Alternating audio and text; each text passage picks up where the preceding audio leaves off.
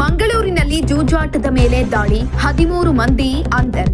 ಮಂಗಳೂರು ನಗರವು ಶಿಕ್ಷಣ, ವ್ಯಾಪಾರ, ಕೈಗಾರಿಕೆ, ಪ್ರವಾಸೋದ್ಯಮ ಹಾಗೂ ಸಾಂಸ್ಕೃತಿಕ ಪರಂಪರೆಗೆ ಹೆಸರುವಾಸಿಯಾಗಿದೆ. ಹಾಗೆಯೇ ಅಕ್ರಮ ಚಟುವಟಿಕೆಗಳಿಗೂ ಹೆಸರುವಾಸಿಯಾಗಿತ್ತು. ಮಂಗಳೂರು ಪೊಲೀಸ್ ಕಮಿಷನರ್ ಸುಧೀರ್ ಕುಮಾರ್ ರೆಡ್ಡಿಯವರು ಬಂದ ನಂತರ ಅಕ್ರಮ ಚಟುವಟಿಕೆಗಳೆಲ್ಲ ಬಂದ್ ಆಗಿತ್ತು. ಆದರೂ ಇದೀಗ ಹೋಟೆಲ್ಗಳು ಹಾಗೂ ಖಾಸಗಿ ಫ್ಲಾಟ್ಗಳಲ್ಲಿ ಗುಪ್ತವಾಗಿ ಜೂಜಾಟ ನಡೆಯುತ್ತಿದೆ ಎಂಬುದಕ್ಕೆ ಉದಾಹರಣೆ ಎಂಬಂತೆ ಕಂಕನಾಡಿ ಪೊಲೀಸ್ ಠಾಣೆ ವ್ಯಾಪ್ತಿಯ ಹೋಟೆಲ್ನಲ್ಲಿ ಜೂಜುಕೋರರು ಹಣವನ್ನ ಪಣಕ್ಕಿಟ್ಟು ಮೂರಲೆ ಆಟ ಆಡುತ್ತಿದ್ದಾಗ ನಡೆದ ಪೊಲೀಸ್ ದಾಳಿ ಈ ಅಕ್ರಮ ಜಾಲ ಇನ್ನೂ ನಡೀತಾ ಇದೆ ಎಂಬುದನ್ನು ಸಾಬೀತುಪಡಿಸಿದೆ.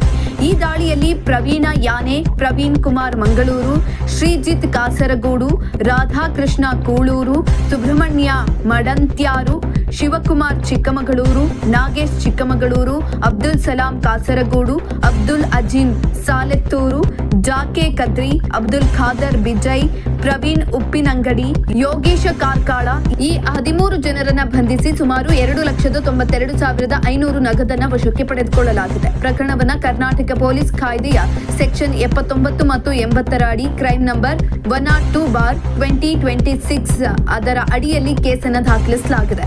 ಮೇಲ್ನೋಟಕ್ಕೆ ಇದು ಒಂದು ಸಾಮಾನ್ಯ ಜೂಜಾಟ ಪ್ರಕರಣದಂತೆ ಕಂಡ್ರು ಇದರ ಹಿಂದಿರುವ ಸಂಘಟಿತ ಜಾಲ, ಆರ್ಥಿಕ ಹರಿವು ಮತ್ತು ಸಮಾಜದ ಮೇಲೆ ಬೀರುವ ದುಷ್ಪರಿಣಾಮಗಳನ್ನು ಗಂಭೀರವಾಗಿ ಪರಿಶೀಲಿಸುವ ಅಗತ್ಯವಿದೆ. ಮಂಗಳೂರು ಪೊಲೀಸ್ ಆಯುಕ್ತ ಸುಧೀರ್ ಕುಮಾರ್ ರೆಡ್ಡಿ ಅವರು ಅಧಿಕಾರ ಸ್ವೀಕರಿಸಿದ ನಂತರ ನಗರದಲ್ಲಿ ಹಲವು ಅಕ್ರಮ ಚಟುವಟಿಕೆಗಳ ವಿರುದ್ಧ ನಿರಂತರ ಕಾರ್ಯಾಚರಣೆಯನ್ನು ನಡೆಸುತ್ತಿದ್ದಾರೆ. ಡ್ರಗ್ಸ್, ರೌಡಿಸಂ, ಅಕ್ರಮ ಕ್ಲಬ್ಗಳು, ಜೂಜಾಟ ಸೇರಿದಂತೆ ಹಲವು ಪ್ರಕರಣಗಳಲ್ಲಿ ಕಟ್ಟುನಿಟ್ಟಿನ ಕ್ರಮವನ್ನು ಕೈಗೊಂಡಿದ್ದಾರೆ.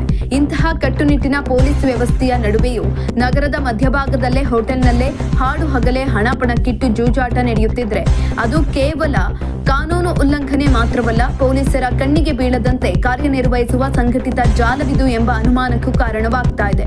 ಇದು ಒಮ್ಮೆಲೆ ಹುಟ್ಟಿದ ದಂಧೆಯಲ್ಲ, ಇದು ವರ್ಷಗಳಿಂದ ಬೇರು ಬಿಟ್ಟಿರುವ ವ್ಯವಸ್ಥೆಯ ಭಾಗವಾಗಿರಬಹುದು ಎಂಬ ಅನುಮಾನ ಸಹಜ. ಇನ್ನು ಈ ಪ್ರಕರಣದಲ್ಲಿ ಮತ್ತೊಂದು ಆತಂಕಕಾರಿ ಅಂಶವೆಂದರೆ ಹೋಟೆಲ್ ಬಳಕೆ. ಯಾವುದೇ ಹೋಟೆಲ್ ಅಥವಾ ವಾಣಿಜ್ಯ ಸಂಸ್ಥೆ ಅಕ್ರಮ ಚಟುವಟಿಕೆಗಳಿಗೆ ವೇದಿಕೆಯಾಗಲು ಅವಕಾಶ ನೀಡಿದ್ರೆ ಅದರ ವಿರುದ್ಧವೂ ಕಠಿಣ ಕ್ರಮ ಅಗತ್ಯ. ಪ್ರಕರಣದಲ್ಲಿ ಪ್ರಮುಖ ಆರೋಪಿ ಎಂದು ಹೇಳಲಾಗುತ್ತಿರುವ ಪ್ರವೀಣ್ ಕುಮಾರ್ ಈ ಹಿಂದೆ ಮಂಗಳೂರಿನ ನಗರದ ಮಧ್ಯೆಯ ಹಂಪನಕಟ್ಟೆಯ ಬಳಿ ಕ್ಲಬ್ ನಡೆಸುತ್ತಿದ್ದ ಅಂತ ಮಾಹಿತಿ ತಿಳಿದು ಬಂದಿದೆ. ಅಕ್ರಮ ಕ್ಲಬ್ಗಳಿಗೆ ಬ್ರೇಕ್ ಬಿದ್ದ ನಂತರ ಹೋಟೆಲ್, ಫ್ಲಾಟ್ಗಳಂತಹ ಖಾಸಗಿ ಸ್ಥಳಗಳಿಗೆ ಜೂಜಾಟ ಸ್ಥಳಾಂತರಗೊಂಡಿದ್ರೆ ಅದು ಕೇವಲ ಸ್ಥಳ ಬದಲಾವಣೆ ಮಾತ್ರ, ದಂಧೆ ನಿಂತಿಲ್ಲ ಎನ್ನುವುದಕ್ಕೆ ಇದು ಸಾಕ್ಷಿ. ಇಲ್ಲಿ ಪೊಲೀಸರು ಕೇವಲ ಬಂಧನ ಮಾಡಿ ಪ್ರಕರಣ ದಾಖಲಿಸುವುದಷ್ಟೇ ಅಲ್ಲ, ಈ ಜಾಲದ ಹಿಂದೆ ಇರುವ ಆರ್ಥಿಕ ಮೂಲ, ಹಣದ ಹರಿವು ಮತ್ತು ಸಂಘಟಕರನ್ನ ಪತ್ತೆ ಹಚ್ಚುವ ಕೆಲಸವೂ ಮಾಡಬೇಕು. ಪ್ರಕರಣದಲ್ಲಿ ಪ್ರಮುಖ ಆರೋಪಿ ಅಂಗವಿಕಲ ಎಂಬ ಮಾಹಿತಿ ಚರ್ಚೆಗೆ ಬಂದಿದೆ. ಇನ್ನೊಬ್ಬ ಸೈಲೆಂಟ್ ಪಾರ್ಟ್ನರ್ ಕೂಡ ಇದ್ದಾನೆ ಅಂತ ತಿಳಿದು ಬಂದಿದೆ. ಆತನ ಸಂಬಂಧಿಯೊಬ್ಬ ಮಹಾ ಅಧಿಕ ಪ್ರಸಂಗಿ ಎಂದು ಕೂಡ ತಿಳಿದು ಬಂದಿದೆ. ಅಂಗವೈಕಲ್ಯವು ಯಾವುದೇ ವ್ಯಕ್ತಿಯ ಮಾನವೀಯ ಹಕ್ಕುಗಳಿಗೆ ಗೌರವ ನೀಡಬೇಕಾದ ವಿಷಯ. ಆದರೆ ಅದೇ ಸಮಯದಲ್ಲಿ ಕಾನೂನು ಎಲ್ಲರಿಗೂ ಸಮಾನ. ಅಂಗವಿಕಲರಾಗಿರುವುದು ಕಾನೂನು ಉಲ್ಲಂಘಿಸಲು ಅನುಮತಿ ಪತ್ರವಲ್ಲ. ಯಾರು ತಪ್ಪು ಮಾಡಿದ್ದಾರೋ ಅವರ ವಿರುದ್ಧ ಕಾನೂನು ಕ್ರಮ ಒಂದೇ ರೀತಿಯಲ್ಲಿ ಇರಬೇಕು.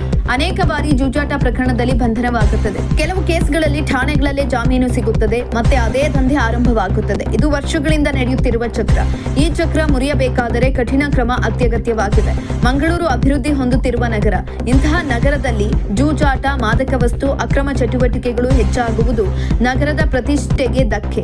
ಹೂಡಿಕೆದಾರರು, ಪ್ರವಾಸಿಗರು, ವಿದ್ಯಾರ್ಥಿಗಳು ಸುರಕ್ಷಿತ ನಗರವನ್ನ ನಿರೀಕ್ಷಿಸುತ್ತಾರೆ. ಆದ್ದರಿಂದ ಇಂತಹ ಅಕ್ರಮಗಳ ವಿರುದ್ಧ ನಿರಂತರ ಕಾರ್ಯಾಚರಣೆ ಅಗತ್ಯ.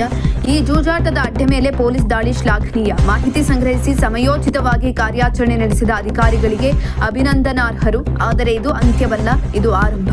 ಜೂಜಾಟದ ಅಡ್ಡೆಗಳು ಹೋಟೆಲ್ಗಳಿಂದ ಫ್ಲಾಟ್ಗಳಿಗೆ, ಫ್ಲಾಟ್ಗಳಿಂದ ಫಾರ್ಮ್ ಹೌಸ್ಗಳಿಗೆ ಸ್ಥಳಾಂತರವಾಗುವ ಸಾಧ್ಯತೆ ಇದೆ.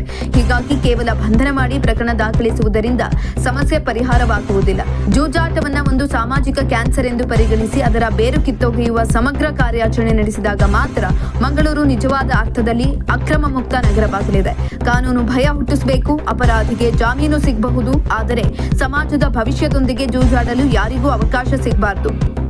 ಅದುವೇ ಈ ಪ್ರಕರಣ ನಮಗೆ ನೀಡುವ ದೊಡ್ಡ ಪಾಠ.